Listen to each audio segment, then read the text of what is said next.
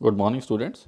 पिछली क्लास में हमने क्वेश्चन नंबर 4 तक कंप्लीट कर लिया था। चलिए आगे बढ़ते हैं, स्टार्ट करते हैं क्वेश्चन नंबर 5 से।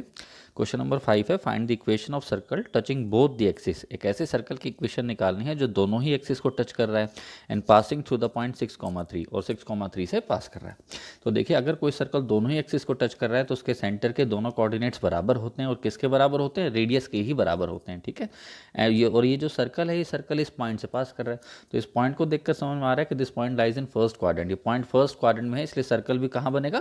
फर्स्ट क्वाड्रेंट में ही बनेगा। ठीक है, तो अब देखिए, हमने ऐसा मान लिया कि let the radius of this circle be A. अगर इस सर्कल का रेडियस ए है तो मैंने अभी बताया क्योंकि ये दोनों ही एक्सिस को टच कर रहा है, इसलिए सेंटर के दोनों कोऑर्डिनेट्स भी बराबर होंगे और रेडियस के बराबर होंगे।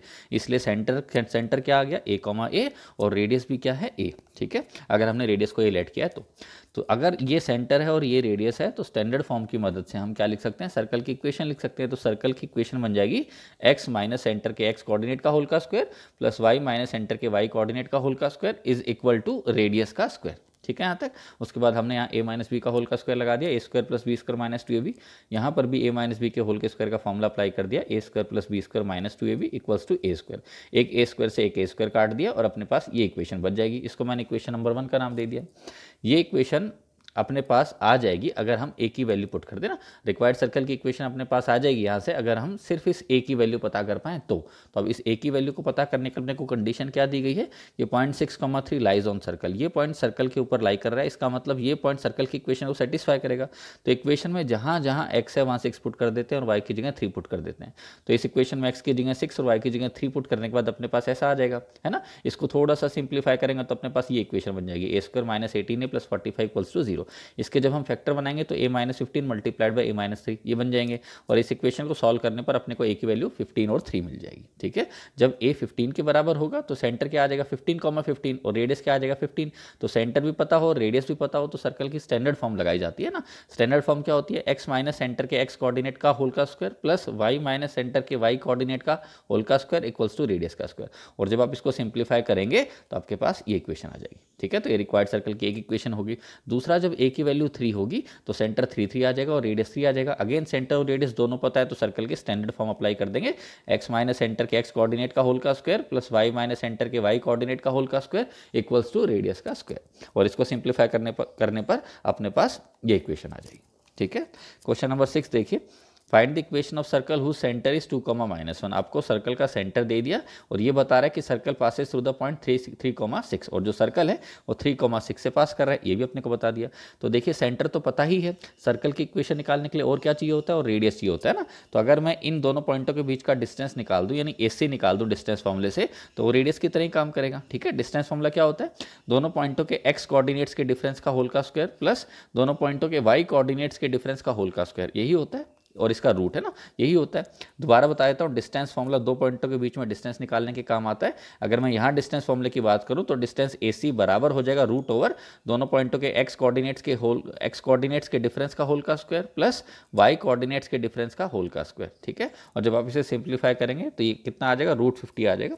ठीक है, तो क्योंकि सेंटर पता है और रेडियस भी पता चल चुका है तो हम कौन सी फॉर्म अप्लाई कर देंगे? Standard form. वो क्या होती है? x माइनस एच का होल का स्क्वायर प्लस y माइनस के का होल का स्क्वायर इक्वल्स टू रेडियस का स्क्वायर। h किसको बोलते हैं? सेंटर के x कोऑर्डिनेट को बोलते हैं, और k किसको बोलते हैं? सेंटर के y कोऑर्डिनेट को बोलते हैं। ठीक है, ये इक्वेशन आ गई। चलिए आगे बढ़ते हैं, क्वेश्चन नंबर 7 देखिए, find the equation of circle having its centre at the point of intersection of these two lines. एक ऐसे सर्कल की इक्वेशन निकालनी है जिसका जो सेंटर है वो इन दोनों लाइंस का पॉइंट ऑफ इंटरसेक्शन है, और जो सर्कल है is passing through the origin, और जो सर्कल है वो ओरिजिन से पास कर रहा है। तो देखिए, क्योंकि सेंटर इन फर्स्ट और सेकंड, एक इस लाइन को मैं फर्स्ट इक्वेशन का नाम देता हूँ और इसको मैं सेकंड इक्वेशन का नाम देता हूँ, तो इन दोनों का जो पॉइंट ऑफ इंटरसेक्शन आएगा वही सर्कल का सेंटर है। तो इन दोनों इक्वेशंस को सॉल्व करने पर अपने को x इतना मिल जाएगा और y इतना मिल जाएगा। तो वो इस सर्कल का सेंटर, यानी सेंटर तो मिल चुका है अपने को, कितना आ गया? -1/17, 22/17। ठीक है, अच्छा, तो अगर हम जनरल फॉर्म की बात करें तो जनरल फॉर्म में सेंटर क्या होता था? -g, -f। तो यहाँ से समझ में आ गया, अगर ये सेंटर है तो इसको मैं -g पढ़ रहा हूँ, इसको -f पढ़ रहा हूँ, तो मेरे पास g की वैल्यू 1/17 आ गई और f की वैल्यू -22/17 आ गई। ठीक है, सर्कल की जनरल फॉर्म मैंने इस रिक्वायर्ड सर्कल की इक्वेशन ये मान ली थी कि x² + y² + 2gx + 2fy + c = 0। तो मैं रिक्वायर्ड सर्कल की इक्वेशन पूरी तरह से तब बता पाऊंगा जब मेरे पास जी एफ और सी की वैल्यू आ जाए। ठीक है, जी और एफ की वैल्यू तो आ ही चुकी है। अब सी की वैल्यू निकालने के लिए मैं क्या बोलूँगा, पहले तो मैंने जी और एफ की वैल्यू इस इक्वेशन में पुट कर देनी है। उसके बाद मैं बोलूँगा कि क्योंकि अच्छा जी और एफ की जब वैल्यू आप पुट कर दोगे तो सर्कल की इक्वेशन ये आ जाएगी। अब हम बोलेंगे क्योंकि सर्कल जो है ओरिजिन से पास कर रहा है, यानी ओरिजिन जो है सर्कल के ऊपर लाई कर रहा है, इसका मतलब ये पॉइंट सर्कल की इक्वेशन को सेटिस्फाई करेगा। तो इक्वेशन में जहां जहां एक्स है वहां 0 और वाई की जगह 0 पुट करने पर इस इक्वेशन में सी की वैल्यू आ जाएगी अपने पास कितनी, 0। और अगेन इस सी की वैल्यू को जब यहां वापस पुट करेंगे तो अपने पास रिक्वायर्ड सर्कल की इक्वेशन आ जाएगी। ठीक है, तो this is the answer. Question number 8 देखिए, find the equation of circle which passes through 2 points on the x axis which are at a distance of 4 units from the origin.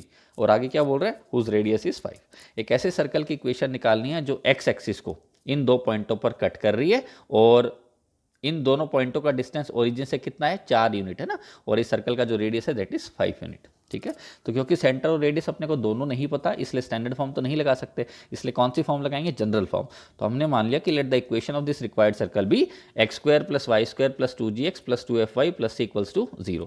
अब आप देख रहे हैं कि 4,0 ये पॉइंट सर्कल के ऊपर लाई कर रहा है और -4,0 ये पॉइंट भी सर्कल के ऊपर लाई कर रहा है, तो ये दोनों ही पॉइंट सर्कल की इक्वेशन को सेटिस्फाई करेंगे। तो इस पॉइंट को उठा के जब आप इस इक्वेशन में पुट करोगे आपके पास ये इक्वेशन आ जाएगी, इसको हम इक्वेशन 1 का नाम दे देते हैं। ये पॉइंट भी सर्कल के ऊपर बैठा है तो ये पॉइंट भी सर्कल की इक्वेशन को सेटिस्फाई करेगा। तो जब आप इस पॉइंट को उठा के इस इक्वेशन में पुट करोगे तो आपके पास ये इक्वेशन आ जाएगी, इसको मैं इक्वेशन नंबर 2 का नाम दे देता हूँ। इन दोनों इक्वेशंस को सॉल्व करने पर अपने पास क्या आ जाएगा, जी और सी की वैल्यू आ जाएगी। तो इन दोनों इक्वेशंस को जब मैंने ऐड किया तो मेरे पास सी की वैल्यू आ गई।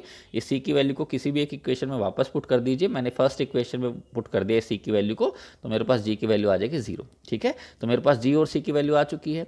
देखिए, जब भी आप जनरल फॉर्म की बात करते हैं तो जनरल फॉर्म में अपने को 3 चीज़ें ढूंढनी होती हैं, क्या, जी, एफ और सी। तो जी और सी तो पता कर चुके हैं, एफ और पता करना है। तो तीसरी कंडीशन ये है कि रेडियस 5 है। अगर आपने सर्कल की इक्वेशन ये मानी है जनरल फॉर्म में तो इस सर्कल का रेडियस क्या हो जाएगा, अंडर रूट के अंदर G square plus F square minus C, और ये किसके बराबर गिवन है, 5 यूनिट के बराबर गिवन है। दोनों तरफ स्क्वायरिंग करने पर ऐसा आ जाएगा। अब यहाँ देखिए जी की और सी की वैल्यू तो आपको पता है, तो ये जी और सी की वैल्यू इस इक्वेशन में पुट करने पर एफ स्क्वायर 9 आ गया। दोनों तरफ स्क्वायर रूट लेने पर एफ की वैल्यू +-3 आ गई।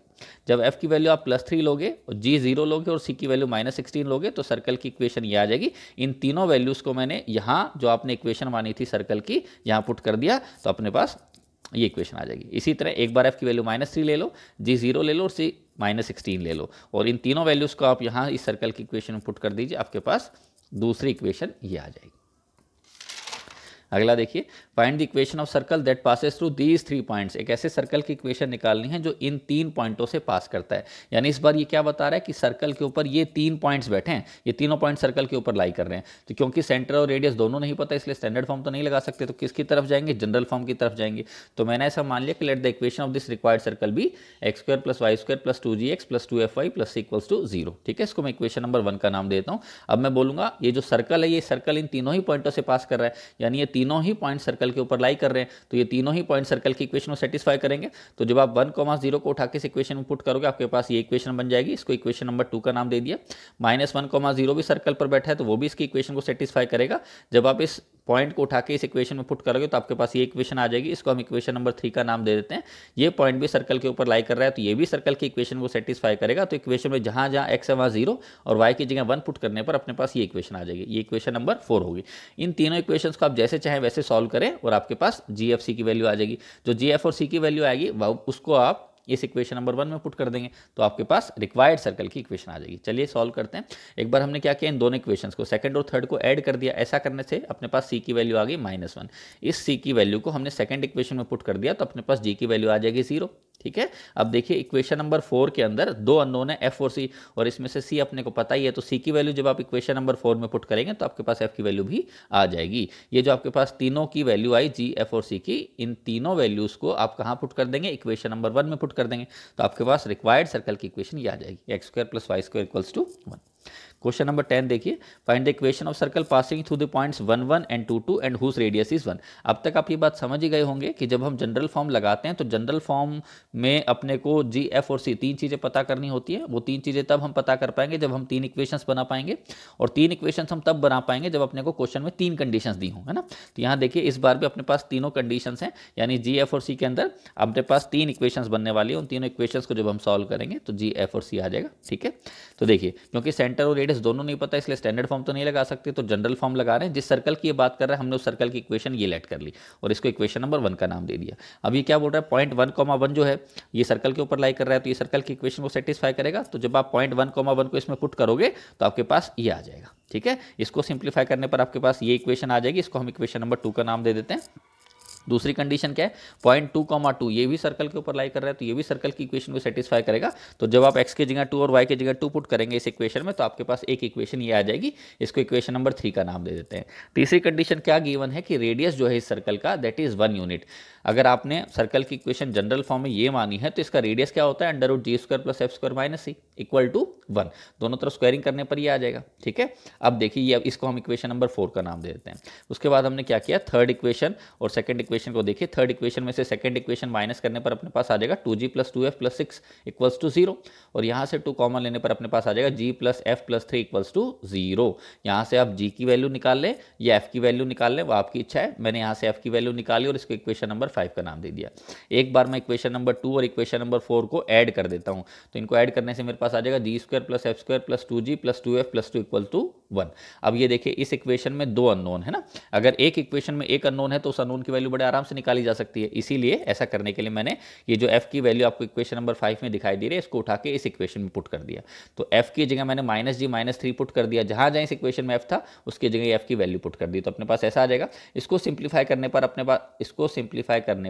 अपने पास g के अंदर एक ऐसी क्वाड्रेटिक इक्वेशन बन जाएगी। 2 कॉमन लेने पर g² + 3g + 2 = 0 आ जाएगा और जब आप इस क्वाड्रेटिक इक्वेशन को सॉल्व करेंगे तो आपके पास g की वैल्यूज आ जाएंगी -1 और 2। तो जब g की वैल्यू -1 होगी तो इस वैल्यू को जब इक्वेशन नंबर 5 में आप पुट करेंगे तो आपके पास f की वैल्यू आ जाएगी, कितनी आ जाएगी, -2। तो ये g और ये f इन दोनों ही वैल्यूज को जब आप इक्वेशन नंबर 2 में पुट करेंगे तो आपके पास c की वैल्यू भी आ जाएगी और ये g f और c ये तीनों वैल्यूज जब आप इक्वेशन नंबर 1 में पुट करेंगे तो आपके पास रिक्वायर्ड सर्कल की एक इक्वेशन आ जाएगी। ठीक है, अब देखिए अब जब g की वैल्यू ये वाली लेके चलेंगे, यानी कि जब g -2 होगा तो इस वैल्यू को जब आप यहाँ पुट करेंगे इक्वेशन नंबर 5 में तो आपके पास f की वैल्यू आ जाएगी -1 और इन दोनों ही वैल्यूज को g और f की वैल्यूज को जब आप इक्वेशन नंबर 2 में पुट करेंगे तो आपके पास c की वैल्यू आ जाएगी 4। अब इन तीनों ही वैल्यूज को आप इक्वेशन नंबर 1 में जब पुट करेंगे तो आपके पास सर्कल की दूसरी इक्वेशन ये आ जाएगी। ठीक है।